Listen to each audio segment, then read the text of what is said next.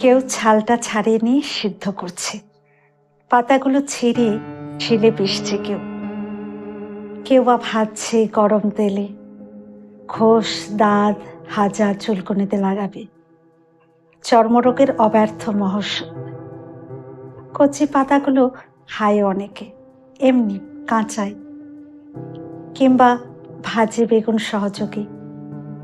যকৃতের পক্ষে ভারী উপকার। কচি ডালগুলো ভেঙে চিবোই কত লোক, দাঁত ভালো থাকে। কবিরাজরা প্রশংসায় পঞ্চমুখ।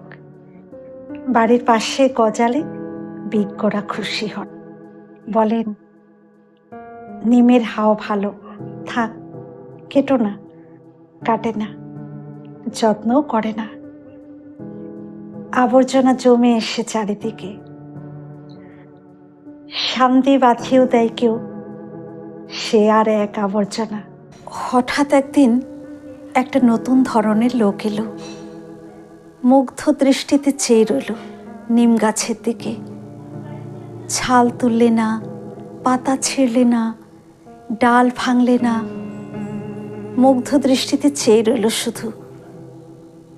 বলে উঠল, বাহ, কি সুন্দর পাতাগুলো, কি রূপ, থোকা থোকা ফুলেরই বাকি বাহার। এক ঝাঁক নক্ষত্র নেমে এসেছে যেন নীল আকাশ থেকে সবুজ সায়রে। বাহ! খানিকক্ষণ চেয়ে থেকে চলে গেল। কবিরাজ নয়, কবি। নিম গাছটার ইচ্ছে করতে লাগলো লোকটার সঙ্গে চলে যায়, কিন্তু পারলে না। মাটির ভেতর শিকড় অনেক দূরে চলে গেছে। বাড়ির পেছনে আবর্জনার স্তূপের মধ্যেই দাঁড়িয়ে রইল সে। ওদের বাড়ির নিপুণা লক্ষ্মী বউটারও ঠিক এই দশা।